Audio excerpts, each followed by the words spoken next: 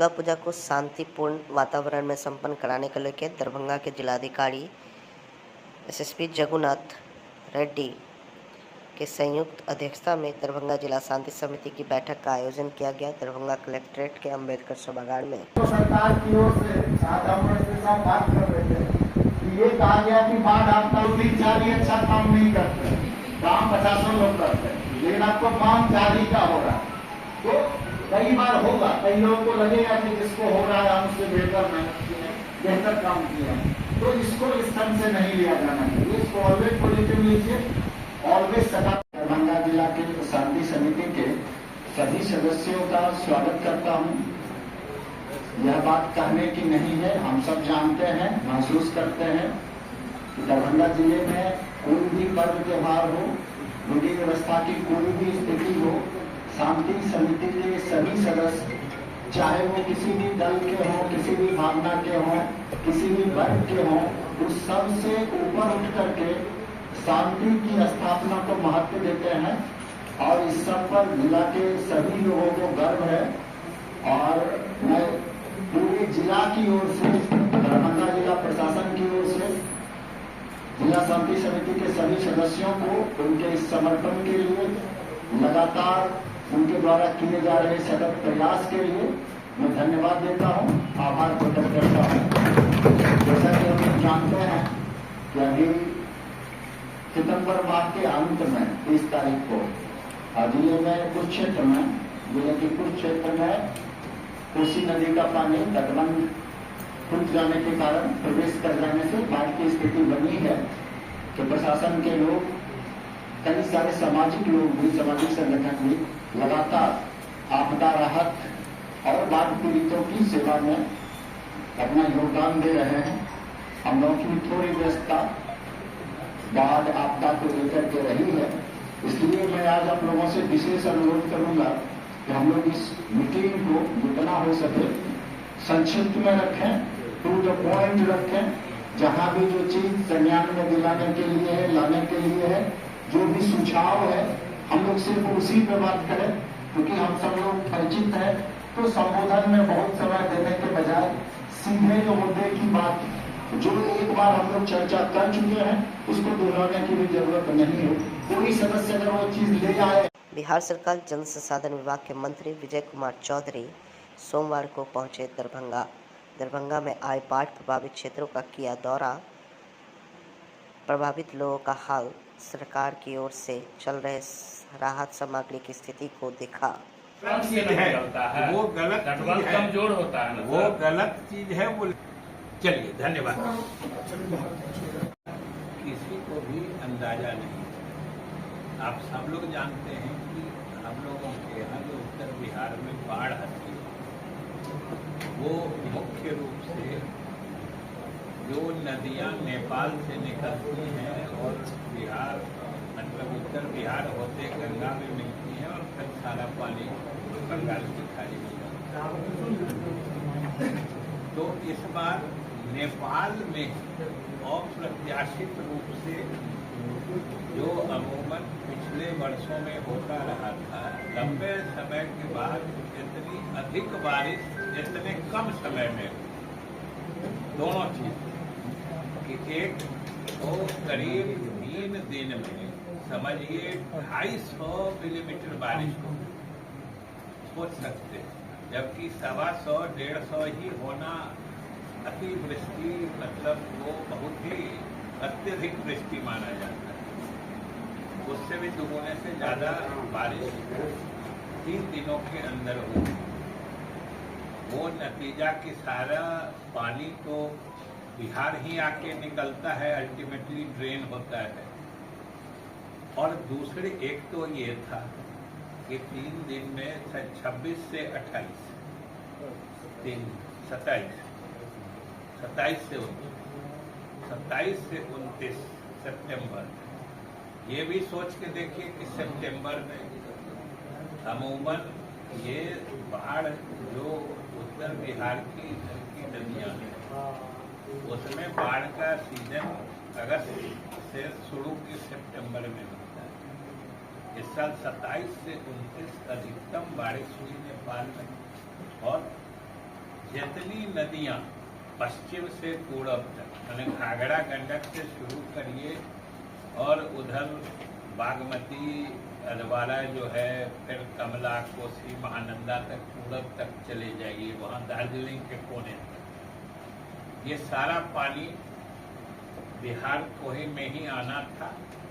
और ये भी पहली दफा हुआ जो एक साथ सारी नदियों में जलस्तर इतना अधिक बढ़ गया। और इस अप्रत्याशित या ऐतिहासिक जल वृद्धि का परिणाम ये था कि पहली दफा जो लोगों को मालूम है अभी तक, कोसी में जहाँ की बाढ़ से दरभंगा इस जिले का भी एक हिस्सा प्रभावित हुआ, तो उस ख्याल में हम लोग के विभाग के भी लोग और जिला प्रशासन के लोग, आप सब लोग तो उसके चश्मदीद रहे हैं कि सारे लोगों के लाख प्रयास के बावजूद हम लोग कुछ जगह, खास तौर से किरतपुर में जो भूगोल के पास टूट गया, उसको हम लोग नहीं बचा सके। और कारण भी यही था कि लगभग 5-6 किलोमीटर में बांध के ही ऊपर से पानी गुजर गया। टूटने की बात तो बाद में आई, और उसके ऊपर जो बांध से अगर ओवर टॉप करता है तो रोकने के लिए जो भी प्रयास होते हैं, डॉबल बनाना, जितना लोग बनाते जाते थे जल स्तर बढ़ते जाता था, उसको भी ओवर टॉप कर दिया जाता था। तो हम लोग के विभाग के अधिकारी और जिला प्रशासन और खुद कलेक्टर साहब स्पॉट पर लीड कर रहे थे पूरी टीम, लेकिन वहाँ पर उठान हुई, जिसके कारण जो किरतपुर और वहाँ और जो दो है कुशेश्वर स्थान और इधर बिरोड और एक और दूसरे ब्लॉक का भी, गौड़ाबोराम, किरतपुर और कुशेश्वर, ये तीनों का हिस्सा प्रभावित हुआ है। और वो जो प्रभावित हुआ है उसमें भी आप लोग को पता ही है कि जो सरकार की मानक संचालन प्रक्रिया है, जो सब कुछ पहले से तय रहता है, जो किस परिस्थिति में प्रशासन अधिकारियों को क्या करना है, वो सब लोगों ने मुस्तैदी से किया है। पॉलीथीन सीट से लेके राहत कैंप से लेके उसमें सामुदायिक रसोई से लेके बाकी जो चीज़ें हैं, एनडीआरएफ को बुलाना, एसडीआरएफ को बुलाना, कोई भी आकस्मिक स्थिति में लोगों की मदद के लिए तुरंत पहुंचना, उन सब सारी चीज़ों पर जिला प्रशासन पूरी मुस्तैदी से काम किया है, आप सब लोग जानते ही हैं। और हम लोग अभी वहाँ पर जो असली टुटान स्थल है, जो भूगोल है, वहीं पे हम लोग सब लोग गए और हमारे टीम के सबसे वरिष्ठतम जो इसके विशेषज्ञ अभियंता लोग हैं, उनका भी दल हम लोग लेके गए, क्योंकि अब हम लोग के सामने दूसरी चुनौती है उस टुटान वाले गैप को फिर से रिस्टोर करना, मैंने फिर से भरने। लेकिन आज भी जो स्थिति हम लोग अभी देख के सीधा आ रहे हैं, वहाँ अभी भी पानी का बहाव तेज चल रहा है। तो इस परिस्थिति में हमारे टेक्निकल टीम फिर से एक बार उसको असेस करने जाएंगे अलग से, और कैसे उसको जल्द से जल्द उस गैप को हम लोग भर सकते हैं, उसका भी प्रयास किया जा रहा है। वैसे हम लोग के विभाग ने ये लगभग तय कर लिया है कि आने वाले समय में इस तरह की स्थिति फिर से नहीं आए।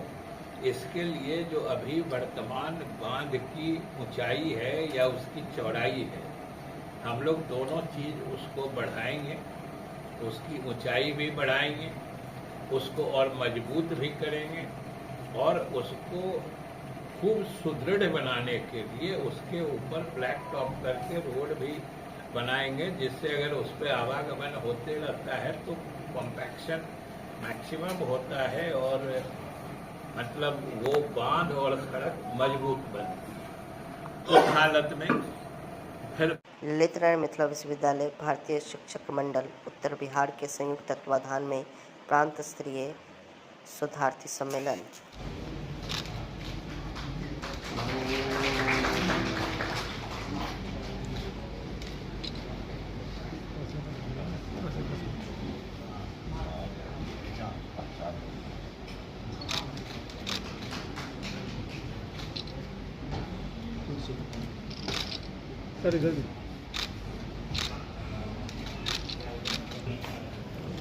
थोड़ा तिरछा होकर के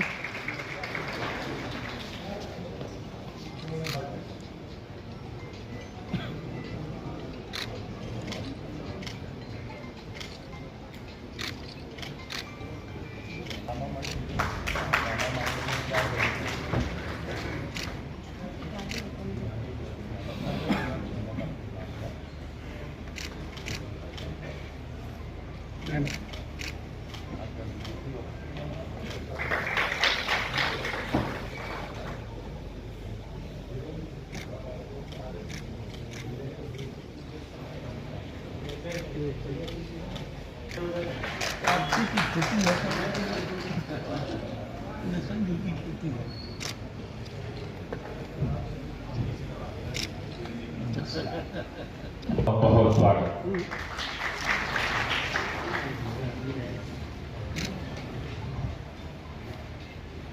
अब हम सब जिनको सुनने आए हैं, भारतीय शिक्षण मंडल की जो प्रेरणा है और संघ विचार परिवार में हम लोगों को माननीय डी.आर. शंकरानंद जी का, जो अपने अखिल भारतीय संगठन मंत्री भारतीय शिक्षण मंडल हैं, उनकी बातों को सुनना है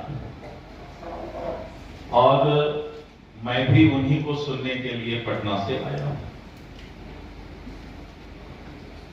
बहुत लंबा समय से शंकरानंद जी का विचार परिवार और प्रचारक के रूप में अपनी जिंदगी को शुरुआत कर यहां तक पहुंचे और जितने भी यहां कुलपति महोदय बैठे हैं और राजनीतिक रूप से भी सभी जनप्रतिनिधिगण बैठे हुए हैं, आज की जरूरत, अभी मेरे पहले के वक्ता बता रहे थे कि शिक्षा के लिए आज की जरूरत है क्या, और मैं सुन रहा था कि हमें शिक्षा को आखिर किस तरीके से अपने जीवन में उतारने की आवश्यकता है। हम लोगों को लगता है कि शिक्षा हमारे जीवन यापन का साधन है कि हम शिक्षा प्राप्त करके फिर अपने जीवन को आगे बढ़ाने का काम करते हैं, लेकिन शिक्षा के लिए जब हम इसका व्यापक रूप देखते हैं तो एक इंसान तभी शिक्षित होता है जब वो समाज की जरूरत से लेकर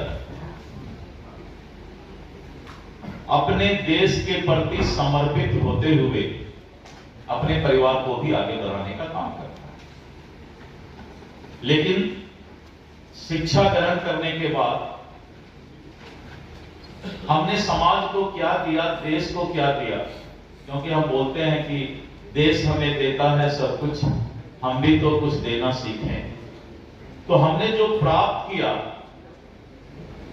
और हम क्या उससे डिलीवर कर रहे हैं समाज को, क्या हम प्रोडक्ट दे रहे हैं।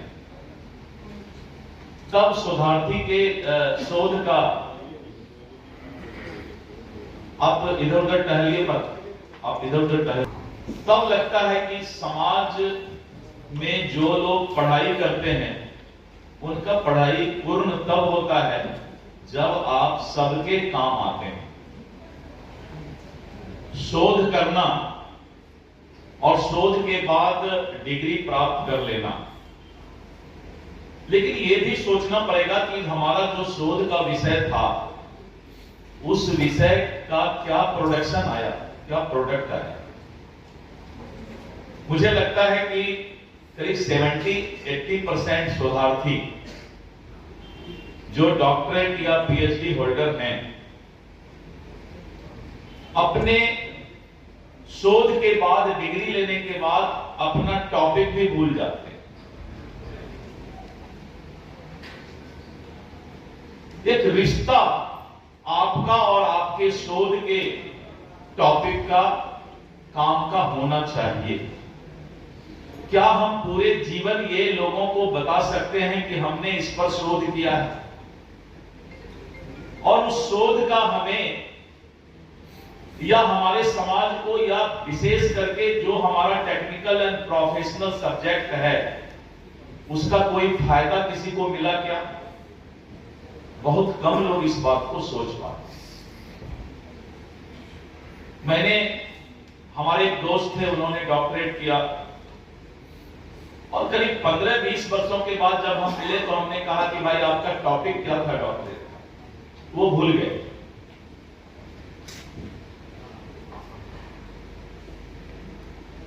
ये सारी बातें जीवन में भी उतरता है, क्योंकि जीवन भी जो है, लाइफ, ये भी एक तरह का शोध ही है। हर दिन, हर पल, अपने जीवन में भी हम कुछ न कुछ शोध करते हैं। ये तो टाइम बाउंड प्रोग्राम है कि 2 साल में, 3 साल में, 4 साल में हम अपने टॉपिक पर शोध कर लेते हैं। लेकिन ये जो जीवन का शोध है, जिस पर कि हमारे पूर्व के वक्ता ने कहा कि हमारा संस्कार कैसा होना चाहिए, हमारी संस्कृति कैसी होनी चाहिए, हमारा चाल ढाल क्या होना चाहिए, बोलने का तरीका क्या होना चाहिए, देखने का तरीका क्या होना चाहिए, परिवार के प्रति हमारी जिम्मेवारी क्या होना चाहिए, समाज के प्रति जिम्मेवारी क्या होना चाहिए, ये सारी बातें भी जीवन का, जीवन पर्यंत, जब तक जीवन है तब तक इसे भी हम लोग एक शोध ही करते हैं। आज हमारा जीवन कैसे गुजर रहा है? आज जब हम सुबह सोकर उठे और रात में जो फिर सोने वाले हैं, इस बीच में हम जगे रहते हैं। सुबह जब सोकर उठते हैं और रात में जब सोने जाते हैं, इस बीच में हम जगे रहते हैं। क्या सचमुच हम जगे हुए हैं? क्या सचमुच हम जगे हुए हैं क्या? मुख्यमंत्री नीतीश कुमार के वित्तीय समावेशन और सतत जीविकोपार्जन योजना के तहत किया ऑनलाइन निधि हस्तांतरण। मुख्यमंत्री नीतीश कुमार ने ग्रामीण विकास विभाग के विभिन्न योजनाओं के तहत लाभुकों को ऑनलाइन माध्यम से वित्तीय सहायता का हस्तांतरित किया। मुख्यमंत्री ने क्लिक बटन दबाकर इस राशि का हस्तांतरण किया, जिसका सीधा प्रसारण अंबेडकर सभागार में किया गया।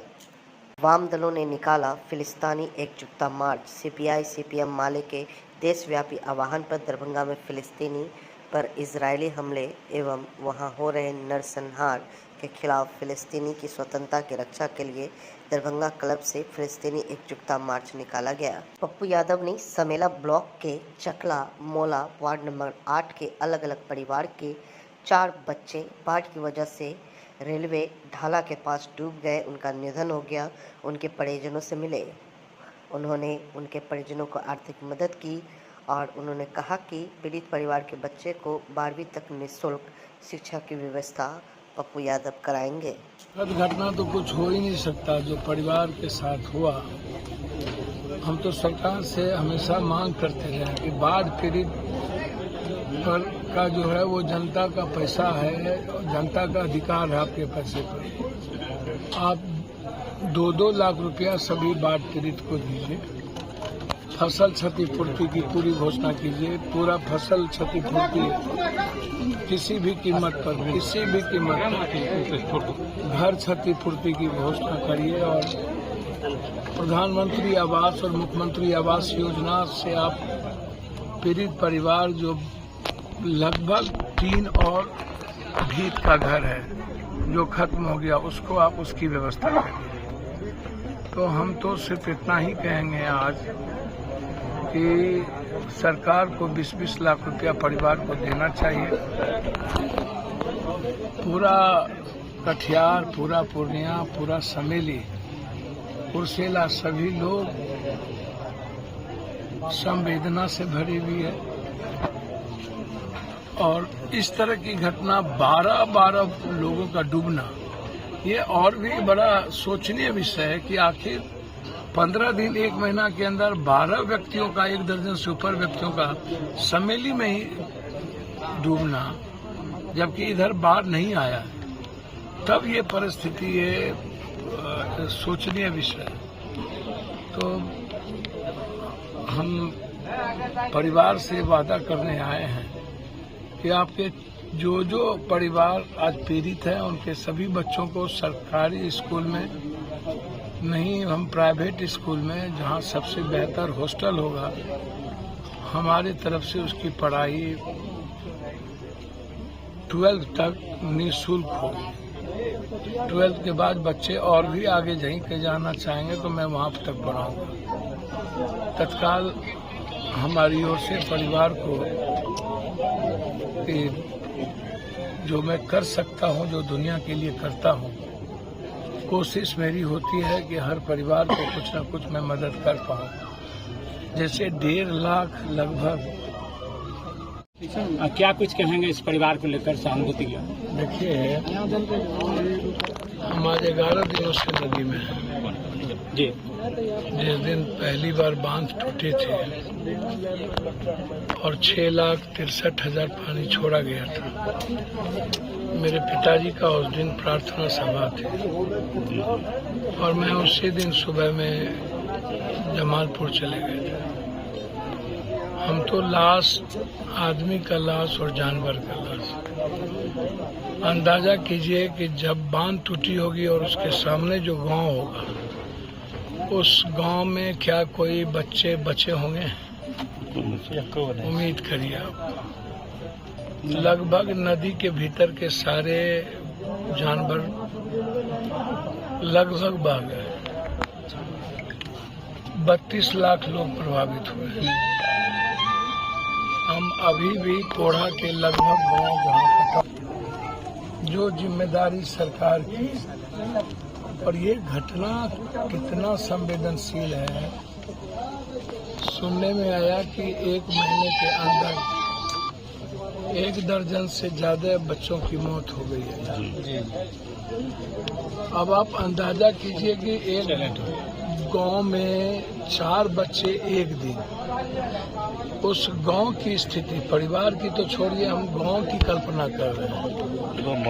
जब वो 4 बच्चे के लाश होंगे तो गांव के महिलाओं का और गांव के बच्चों की क्या स्थिति होगी। एक तो दूसरी चीज, कोई सुरक्षा नहीं हो पाता। बच्चे का जिद माँ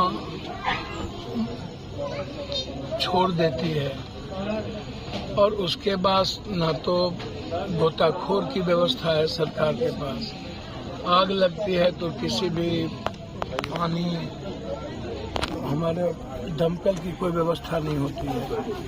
आग जब पूरा गांव जल जाता है तब दमकल आता है।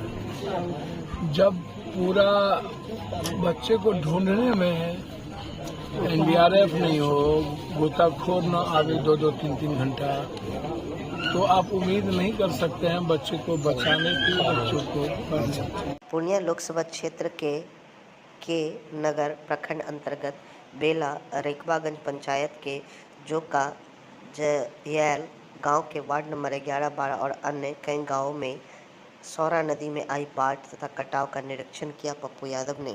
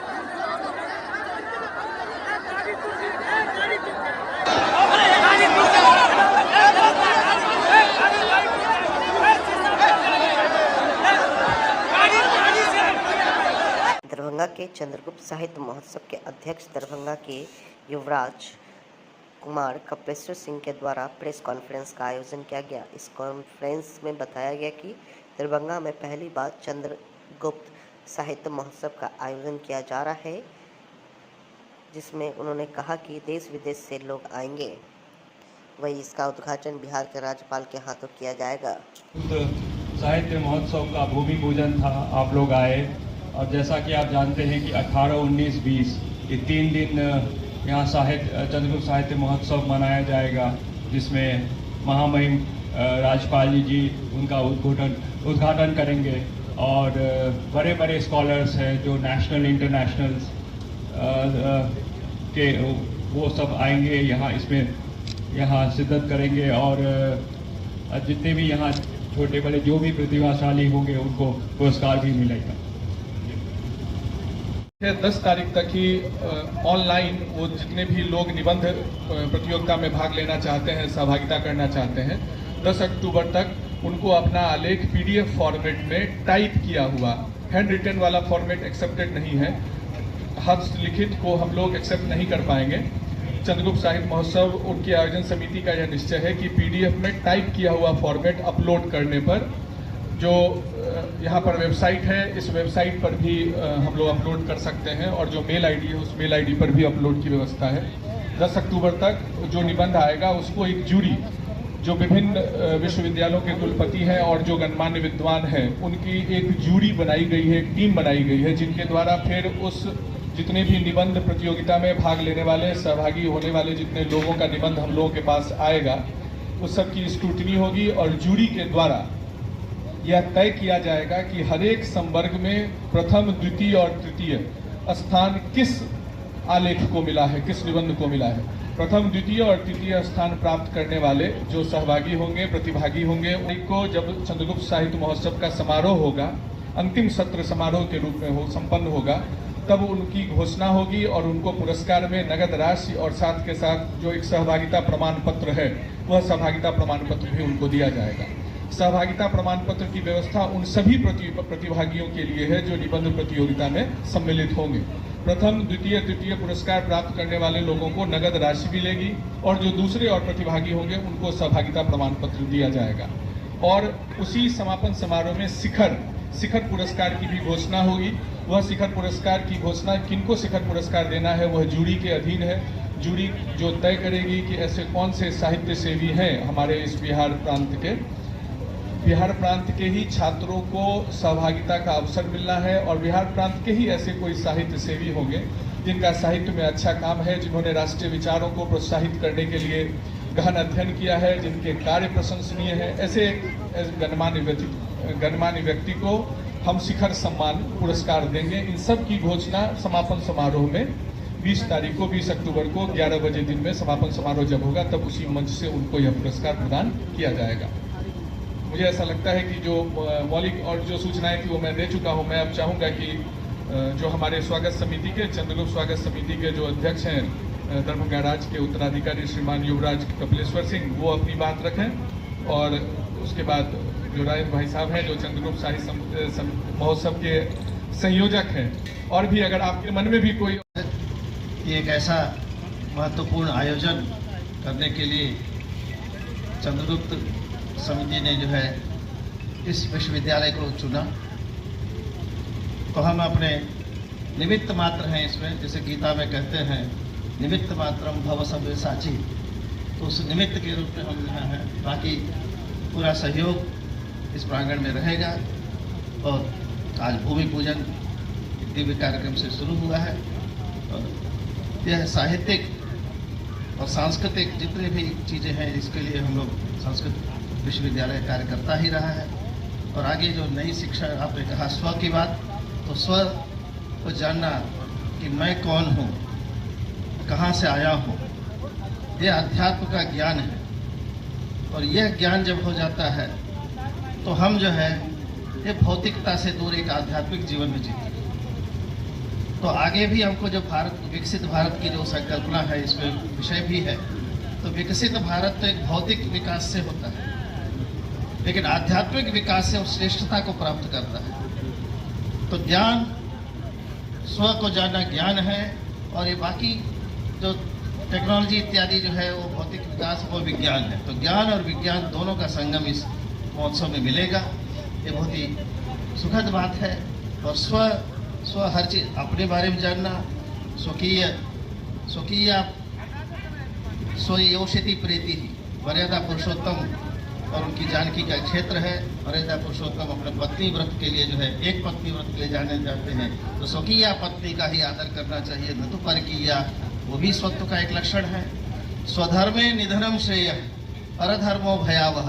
तो स्वधर्म, अपने धर्म को जो है अच्छे, तो उसी में हमको जीना मरना चाहिए। स्वधर्म का विकास, वो भी इसमें स्व से जुड़ी हुई बातें हैं। तो स्व से जुड़ी एक अनंत बातें हैं, तो इस तरह की होंगी। तो निश्चित जो भी भागीदार होंगे उन सबको इस तरह की प्रेरणास्पद बातें, लाभकारी बातें सुनने को मिलेगी। और यह हमारा तो इसके लिए सौभाग्य है कि मुझको ये अवसर मिला है इस विश्वविद्यालय के कुलपति के नाते इसको आयोजन करने में। और एक भव्य समारोह है, क्योंकि हमारे कुलाधिपति भी हैं, गवर्नर साहब जो आएंगे, और सारे कुलपतियों को भी यहाँ बुलाया गया है, वो भी इस आयोजन समिति में रहेंगे, स्वागत समिति में है। तो एक अच्छा ही साहित्यिक और श्रेष्ठ कार्यक्रम में बनेगा, इसका निश्चित ही मैं मान सकता हूँ। प्रेस के बंधुओं, चंद्रगुप्त साहित्य महोत्सव का यह दूसरा कार्यक्रम है। पहला कार्यक्रम पटना में हुआ, उसके बाद यहाँ है, और जैसा कि पहले ही हम लोग ने तय कर रखा है कि 2 बार ये पटना के अतिरिक्त स्थानों पर होगा, विश्वविद्यालय केंद्र पर होगा, और तीसरा जो कार्यक्रम होगा वो पटना में होगा। तो ये पहला कार्यक्रम है जो दरभंगा से हम लोगों ने शुरू किया।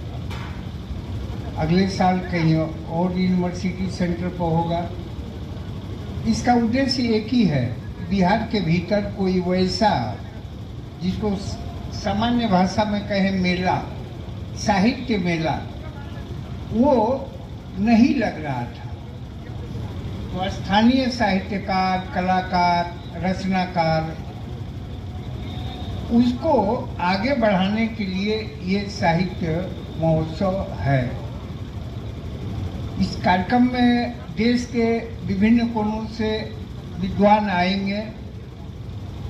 बिहार के जो साहित्यकार हैं उनसे लाभान्वित होंगे। कार्यक्रम का प्रकार ऐसा भी है कि इंटरव्यू भी ले सकते हैं जो पार्टिसिपेंट हैं। और केवल एक जानकारी के लिए बता दें कि और पुरस्कार बिहार के छात्रों को, प्राध्यापकों को मिलने वाला है। एक शिखर पुरस्कार जो है, ये देश के नामी गामी जो साहित्यकार हैं, जो जैसा कि राजेश जी ने कहा कि इसका थीम है स्व, तो स्व पर ही आधारित जो बड़े साहित्यकार हैं उनको हम लोग यहाँ पुरस्कृत करेंगे। यह नाम भी आपको कार्यक्रम के 2 दिन पहले फिर मीडिया के माध्यम से ही हम लोग बताएंगे। ये 3 दिन का कार्यक्रम है। पटना का कार्यक्रम 2 दिन का था, ये 3 दिन का। पटना का कार्यक्रम पहला था, तो पहला होने का जो परिणाम है, अब आज बहुत अच्छा एक कार्यक्रम हुआ भूमि पूजन का। पटना में हम लोग नहीं किए थे, लेकिन कोई यज्ञ के पहले यह अपने यहाँ व्यवस्था है कि देवी देवताओं को वहाँ आमंत्रित करना, पूजन करके, और तब वो शुभ काम शुरू हो।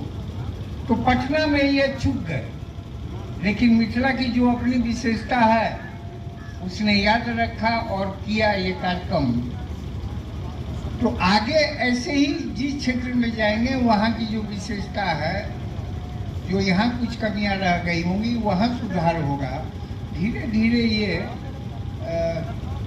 चंद्रगुप्त साहित्य महोत्सव, मेरा ये है कि जो 9 कमिश्नरी है, उस 9 कमिश्नरी पर 9 साल के भीतर ये कार्यक्रम होगा।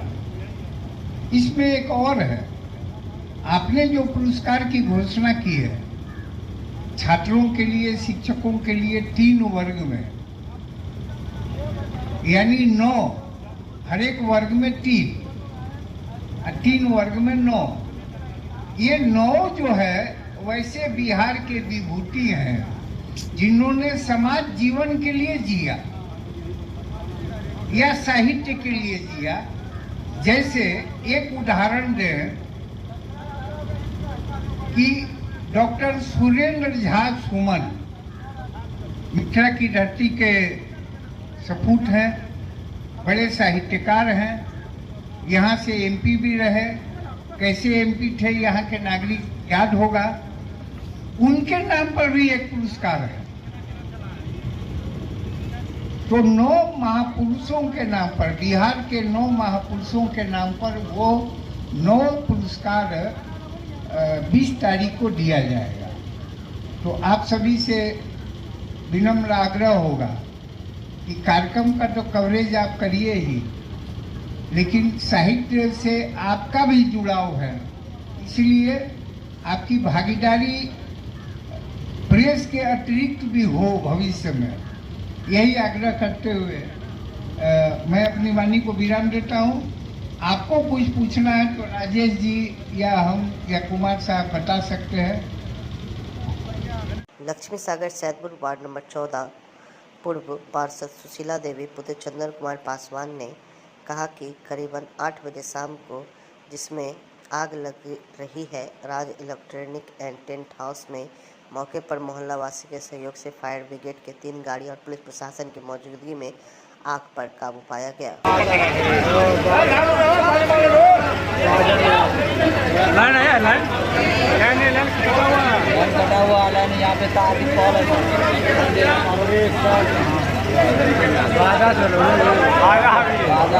कुर्सी सब होगा अंदर में, कुर्सी टेबल सब होगा,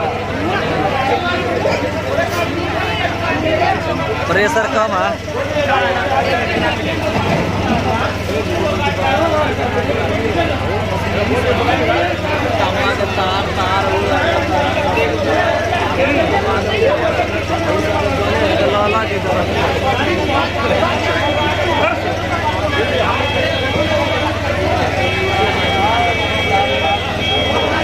इसी सब साफ हो गया। गाड़ी लग रहा है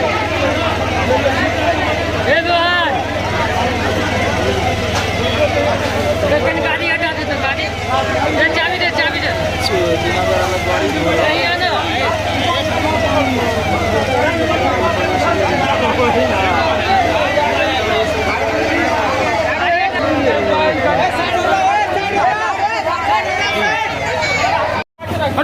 आप लोग हटिए झूठे आदमी का दिक्कत करे हैं।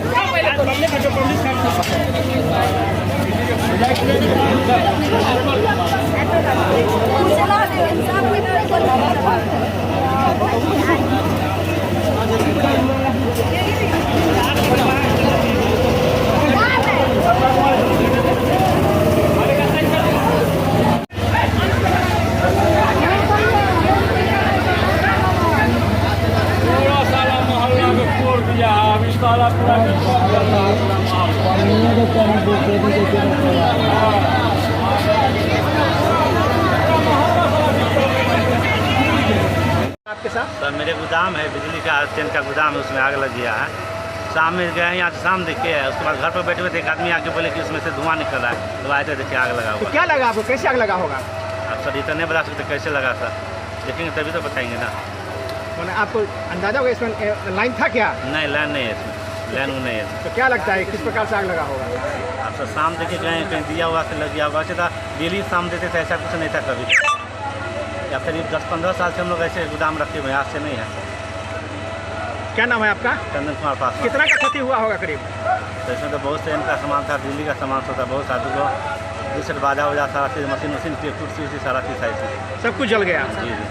कौन सा जगह है ये? Lakshmi Sagar Saidpur ward number 14। Fire brigade कितना देर में आ गई? हमको लगता है सर आधा घंटे के बाद आई है। आ गई? जी जी। आधा घंटे फायर ब्रिगेड आ गई, आग पर काबू पा लिया? यहाँ तो रास्ता भी सब पूरा टूटा हुआ है, इतना तोड़ के सब बर्बाद कर देता है, कुछ कह रखने सर। तो कहीं का वो भी परेशानी है यहाँ तक? जी जी जी, बहुत परेशानी है सर। ये कौन सा वार्ड है? 14 वार्ड। छात्र पर जानलेवा हमला, ललित नारायण मिथिला विश्वविद्यालय छात्र राजद इकाई के तत्वाधान में विरोध प्रदर्शन। ललित नारायण मिथिला विश्वविद्यालय के चौरंगी परिसर में एक विशाल जुलूस का आयोजन किया गया, जिसमें छात्रों ने पैदल मार्च कर विश्वविद्यालय प्रशासन और राज्य सरकार के खिलाफ कड़ा विरोध किया। इस विरोध प्रदर्शन का मुख्य कारण छात्र अमन कुमार लाल पर हमला हाल ही में हुआ था, जानलेवा, जिनमें दोषियों की कार्रवाई अभी तक नहीं हुई है। अनदेखा के खिलाफ पूरे बिहार में छात्र विरोध प्रदर्शन कर रहे हैं।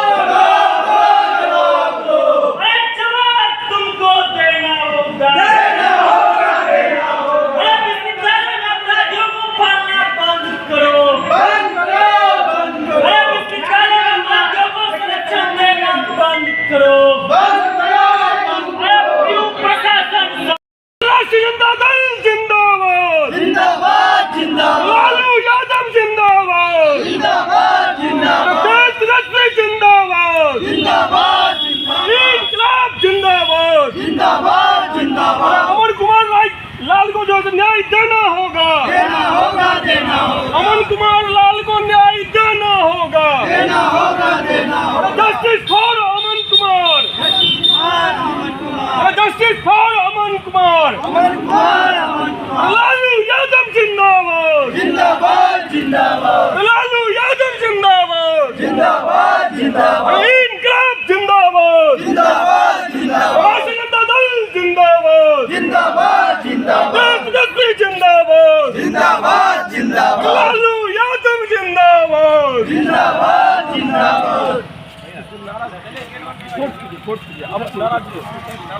अरे अमन को न्याय दो, न्याय दो, न्याय दो, अमन को न्याय दो, न्याय दो, न्याय दो, इंकलाब जिंदाबाद, जिंदाबाद, जिंदाबाद, लालू राबड़ी जिंदाबाद, जिंदाबाद, जिंदाबाद, छात्र राजद जिंदाबाद, जिंदाबाद, जिंदाबाद, अमन को न्याय दो, न्याय दो, न्याय दो, अमन को न्याय दो, न्याय दो, न्याय दो, इंकलाब जिंदाबाद, जिंदाबाद, जिंदाबाद।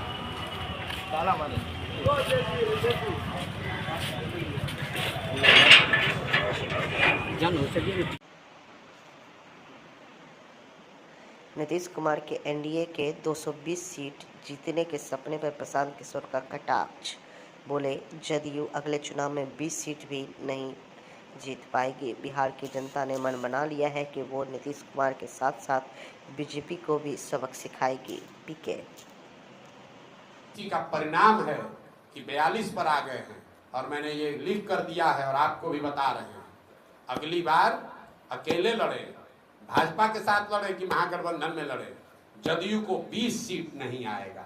इन लोगों ने बिहार की जनता के साथ विश्वासघात किया है। प्रशांत किशोर तो एक साधारण व्यक्ति है, इनके खून में, इनके स्वभाव में, इनके नियत में खोट है। इन्होंने सबके साथ धोखा किया है अपनी कुर्सी पर बने रहने के लिए। भाई नीतीश कुमार चेहरा होंगे, इससे बढ़िया जनसुराज के लिए कोई बातें नहीं हो सकती है। ये भगवान ने, नियति ने ऐसी व्यवस्था बना दी कि अब भाजपा चाह कर भी नीतीश को हटा नहीं पाएगी। और जो आदमी भी नीतीश को चेहरा बनाकर लड़ेगा, आप लोग पत्रकार हैं, आपको मालूम है कि बिहार की जनता अगर आज किसी एक व्यक्ति सबसे ज्यादा नाराज है, वो नीतीश कुमार है।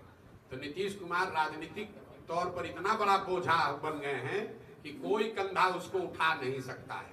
और मैं आपको फिर ये भी बात दोहरा देता हूँ, भाजपा ने दम है तो नीतीश कुमार मुख्यमंत्री बने रहेंगे ये कहकर लड़े। जो हाल पिछले चुनाव में जदयू का हुआ वो हाल इस बार जदयू के साथ साथ भाजपाइयों का भी होगा, क्योंकि लोग ये समझ चुके हैं कि जिस तरीके से कांग्रेस ने लालू के हाथ में बिहार के लोगों का भविष्य और तकदीर बेच दिया था कुछ सांसदों के लालच में, उसी तरीके से भाजपा ने कुछ सांसदों के लालच में बिहार की जनता को जानबूझकर, जानते बूझते कि नीतीश कुमार कुछ नहीं कर रहे हैं, इसके बावजूद बिहार के बच्चों की चिंता न करके भाजपा ने बिहार को नीतीश के हवाले करने का जो निर्णय लिया है, इसका खामियाजा इस बार जदयू से ज्यादा भाजपा को उठाना पड़ेगा। जो हाल कांग्रेस का हुआ कि लालू तो फिर भी ऊपर नीचे होते रहे, कांग्रेस सिरे से साफ हो गई, क्योंकि बिहार में लालू जी जीते अपने दम पर सिर्फ एक बार, बाकी समय कांग्रेस की बैसाखी लगाकर चलते रहे। और कांग्रेस ने कभी इस बात की चिंता नहीं की कि बिहार के लोगों का क्या हो रहा है। लालू जी का 10-15 सांसद उनको दिल्ली में मदद करते रहे, इसी नाम पर उन्होंने बिहार के लोगों के भविष्य का सौदा कर लिया। यही हाल करीब करीब भाजपा ने किया है। दिल्ली में 12-15 सांसदों के समर्थन के लालच में इन लोगों ने जानबूझकर, ये जानते हुए कि नीतीश सरकार कोई काम नहीं कर। दरभंगा में चंद्रगुप्त साहित्य महोत्सव का भूमि पूजन किया गया। दरभंगा जिला के संस्कृत विश्वविद्यालय के परिसर में चंद्रगुप्त साहित्य महोत्सव को लेकर दरभंगा के युवराज कपिलेश्वर सिंह के द्वारा भूमि पूजन किया गया।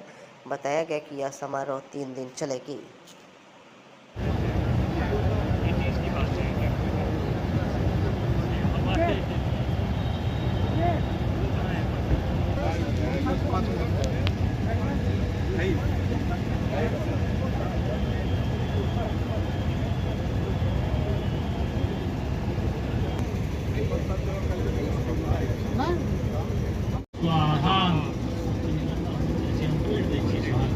ओम तन्नो अग्ने वर्णस्य विद्वान देवस्य हेदो अव्यासिष्ठाय जिष्ठु बनितमसु सुतानु विश्वाद्वेखाद्वंसि प्रमुग्धध्यस्मत् स्वाहा। ओम स्वतन्नो अग्ने अग्मो भगवति नेदिष्टु अस्याक्षु विष्णु अवक्षब्नु वर्णगं नरानो ब्रीह्मृगकगं सुहो न एति स्वाहा। ओम अयाश्चाग्ने सिनभिशस्त्र पात्र सत्वमित मया आसि अयानो यज्ञं वाहस्यानो धेहि देख जग्वं स्वाहा। ओम ये ते शतं वरुण ये सहस्रं यज्ञाः पासा वितता महान्तः ते वीर्नो अद्य सद्योत विष्णुर्विश्वे मुञ्चन्तु मरुतः स्वर्गाः स्वाहा। ओम उदोतमं वरुण पासमस्मत् बाधमं विमद्भग्वं सरथाय अथा वैमादित्य गते तवा नाग। आज एक्चुअली चंद्रगुप्त साहित्य महोत्सव का भूमि पूजन किया गया है और 18, 19, 20 को चंद्रगुप्त महोत्सव साहित्य महोत्सव का उद्घाटन होगा। हम लोग कभी आने देते हैं। इसमें महामहिम राज्यपाल जी आ रहे हैं और वही उद्घाटन करेंगे और एक साहित्यकारों का समागम होगा। कहाँ पर भूमि पूजन की गई है, कौन कौन लोग शामिल हुए हैं इसमें? ये संस्कृत यूनिवर्सिटी के मैदान में। सर, ये लगातार आपके द्वारा जो पूरे मिथिलांचल का है कि पूरे कार्यक्रम आयोजित आप कर रहे हैं, इससे क्या संदेश देना चाहते हैं आप और क्या इससे आप कहना चाहते हैं समाज को?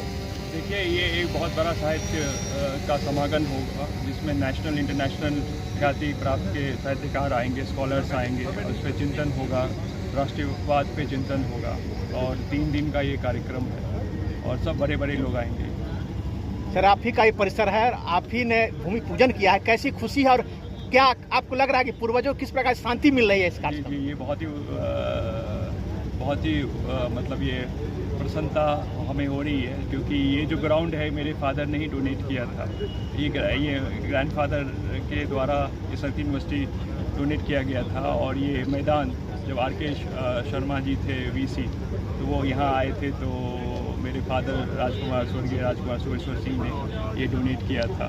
तो आज यहाँ पे भूमि पूजन किया गया है तो बहुत ही उत्साहित हूँ। तो इतिहास लगता है कि दोहराता है और पूर्वजों को याद करता है। जी, मैं तो चाहता ही हूँ जो जितने भी जैसे दरभंगा था जो हिस्टोरिकल प्लेस थी जहाँ बड़े बड़े यहाँ कार्यक्रम होते थे, बहुत बड़े बड़े साहित्यकार आते थे, तो वही मेरा एक प्रयास है जो वही सब रिवाइव हो, उसमें हम लगे हुए हैं। में इस प्रकार के भव्य आयोजन हो रहे हैं और जो यहाँ के दाता हैं वो आपके बगल में खड़े, कैसे आपको महसूस हो रहा है? ये बहुत ही सुखद और सौभाग्यपूर्ण अनुभूति है कि मिथिला की भूमि, सीता की भूमि और अवध की भूमि अब दोनों के बीच में बहुत ही कॉरिडोर भी बनने जा रहा है। तो सांस्कृतिक एक आदान प्रदान तो पहले से ही रहा, उसको और भी जीवंत किया जा रहा है। और माननीय युवराज जी से जो हमेशा प्रेरणा मिलती रही है इस पूरे क्षेत्र को, सदैव सांस्कृतिक कार्यक्रमों में, साहित्यिक कार्यक्रम आगे बढ़कर रहते रहे हैं। और ये विश्वविद्यालय और बगल में ललित मिथिला विश्वविद्यालय सब आप लोगों की देन है, जिसके कारण ये सब महोत्सव बहुत ही सुगमता से हो रहे हैं। तो निश्चित ही यह जो महोत्सव है आपके सौजन्य से जो यहाँ होने जा रहा है, यहाँ आसपास बहुत ही इसकी प्रतिष्ठा होगी और सभी लोगों की अच्छी प्रेरणा मिलेगी। सर्वे सहित किसानों के विभिन्न सवालों को लेकर किसान महासभा ने दिया धरना। सर्वे के नाम पर किसान, बटाईदार व बसे हुए के जमीन अधिकार के बेदखल बर्दाश्त नहीं। अभिषेक पुराने रजिस्ट्री सहित सभी के वाला डिजिटलाइजेशन करे प्रशासन। किसान महासभा। एमएसपी की गारंटी करनी होगी, एमएसपी को कानून का दर्जा देना होगा, बटाईदारों को पहचान पत्र देना होगा, किसान विरोधी नीतीश मोदी मुर्दाबाद, किसान विरोधी नीतीश मोदी मुर्दाबाद, इनकलाब जिंदाबाद। अरे खेती और किसानी को कारपोरेट के हवाले करना बंद करो, होगी करनी होगी। इनकलाब जिंदाबाद, अरे किसान विरोधी मोदी सरकार होश में आओ, अरे किसान बटाईदारों को अपना हक देना होगा, बटाईदारों को पहचान पत्र देना होगा, अरे इनकलाब जिंदाबाद, किसानों को एमएसपी की गारंटी करनी होगी, किसान विरोधी नीतीश मोदी होश में आओ, किसान विरोधी नीतीश।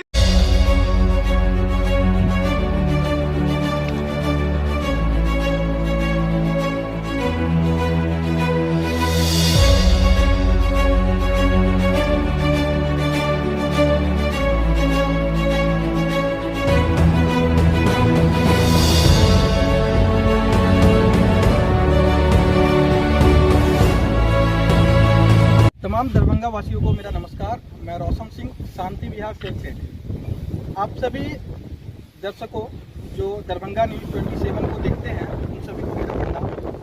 आज हमारे साथ हमारे प्रोजेक्ट के स्थान पे आए हुए हैं दरभंगा न्यूज़ 27 से, और यहाँ पे कुछ रिव्यू आपको दिखाया जा रहा है। दरभंगा के अंदर में बहुत सारे लोग ज़मीन को सर्च कर रहे हैं, और ज़मीन एक ऐसा एसेट है जिसको लेने से पहले आपको बहुत सारी चीज़ों को जानना जरूरी होता है। आज एक छोटी सी कीर्तिमान को पूरा करते हुए हम लोग दरभंगा में पिछले 1.5 साल से बहुत सारे लोगों को पोजीशन के साथ साथ रजिस्ट्री भी दिए हैं, और हमारा जो लोकेशन होने वाला है इसको आप कैमरा में देख ही रहे हैं। बाकी मैं आपको बता दे रहा हूँ, दरभंगा एयरपोर्ट से करीब 1.5 किलोमीटर की डिस्टेंस पे ये लोकेशन है, और यहाँ से मात्र 600 से 700 मीटर के डिस्टेंस पे न्यू दरभंगा रेलवे स्टेशन है। बाकी आपको सामने कैमरा में दिख रहा होगा, दोनों एनएच की कनेक्टिविटी हमारी इस प्रोजेक्ट से है। NH 57 है, NH 527 भी। आप NH 57 पे बगल में ही देख रहे हैं बद्रीनगर है, and DPS school, CPS school, teacher training centre and Zee Mount Litera school, जो कि जी न्यूज की स्कूल है, ये भी हमारे दरभंगा शहर में आ चुकी है। और बहुत अच्छी बात यह है कि हमारे प्रोजेक्ट से मात्र 500 मीटर की दूरी पे माउंट लिटरा स्कूल आई है। तो आज मैं आपको बताने वाला हूँ, कोई भी व्यक्ति जमीन लेने से पहले देखते हैं कि हमारे फ्यूचर क्या होंगे, हमारे बच्चे के फ्यूचर क्या होंगे। एजुकेशन के लिए ज़्यादातर लोग जो है पहले तलाशते हैं कि ऐसी एरिया में ज़मीन ले जहाँ पे हमारी बच्चे की एजुकेशन अच्छा हो सके। दूसरी होती है कि कनेक्टिविटी। तो कनेक्टिविटी तो 2 NH की है, साथ में आप दरभंगा बस स्टैंड हमारे प्लॉट से मात्र 2 किलोमीटर की दूरी में है, एंड एयरपोर्ट भी 1.5 किलोमीटर की दूरी में है। और साथ में सबसे बड़ी बात होती है कि प्राइस की। तो रेट के मामले में आज दरभंगा के अंदर में तमाम तरह की फैसिलिटी के साथ यहाँ पे आपको पार्क मिलने वाला है, जो कि करीब करीब 8 कट्ठे की एरिया में होने वाला है। 2 30 फीट की मेन रोड मिलने वाला है एंट्रेंस करने के लिए, गार्ड की फैसिलिटी मिलने वाला है, 20 फीट की main road, branch road, and पूरी टाउनशिप को, पूरी एरिया को 8 फीट की बाउंड्री वाल से हम लोग कवर करके देने वाले हैं। और इसके साथ आपको मात्र 1400 रुपये पर स्क्वायर फीट की रेट में यहाँ पे जमीन आप लोगों को दे दिया जाता है। सबसे बड़ी बात है कि आप 25% पैसा दे के भी यहाँ पे बाई एग्रीमेंट जमीन अपना बनाते हैं और रेस्ट अमाउंट जो टाइम है उस दरमियान में देके रजिस्ट्री लेते हैं। अब देखें जिस एरिया पे मैं खड़ा हूँ ये हमारा कॉमर्शियल एरिया है और यहाँ पे बड़े बड़े बिल्डिंगें बननी है एंड तमाम तरह की ऐसी फैसिलिटी यहाँ पे मुहैया करा के दी जाएगी जिससे यहाँ फायदा मिले, बेनिफिट मिले। साथ में आप देखें आगे हमारे बहुत ही नज़दीक में NH की कनेक्टिविटी दिख जा रही है जहाँ पे रोड पे गाड़ियाँ चलती हुई दिख रही है एंड एयरपोर्ट की भी बिल्डिंग आपको दिख पा रहा है। एंड ये जो रोड है सीधा जो गई है ये 30 फीट की मेन रोड है जिसपे हम लोग अभी चल रहे हैं और यहाँ पे डेली की रेशियो देखा जाए तो करीब करीब 10 से 20 कस्टमर डेली विजिट कर रहे हैं एंड फाइनलाइज रूप से 5 से 10 प्लॉट डेली बुक हो जा रहा है। तो आप में से किसी व्यक्ति को अगर हमारे लोकेशन के बारे में जानकारी चाहिए या तो लोकेशन विजिट करना है तो दिल्ली मोड़ के पास ही हमारा हेड ऑफिस है जो करीब 2000 स्क्वायर फीट के एरिया में है। आप ऑफिस आए, ऑफिस में आके आप डिस्कस करें एंड पोजीशन देखें, लोकेशन देखें और फाइनल रूप से आप प्लॉट को बुक करें, एक बेहतरीन सी टाउनशिप में अपना आशियाना का घर बनाएं। तो चलिए मिलते हैं नेक्स्ट वीडियो में, तब तक के लिए आप सभी को मेरा नमस्कार। मैं रोशन सिंह, शांति विहार सेल से। हमारी भी यूट्यूब पे एंड फेसबुक पे चैनल है, आप जाके सर्च कर सकते हैं शांति विहार दरभंगा के रूप में और ज़्यादा से ज़्यादा आप लोग प्यार दें। देख सकते हैं इस एरिया में कंस्ट्रक्शन का काम चालू है एंड सारी ज़मीनें यहाँ पे बिक चुकी है। कुछ ज़मीनें हमारी टाउनशिप के अंदर में है, वो आप अपना बनाना चाह रहे हैं तो सही टाइम पे आए, पहले पाए वाली बात होती है। तो पहले आए और पहले ज़मीन को अपना बनाएं। Thank you.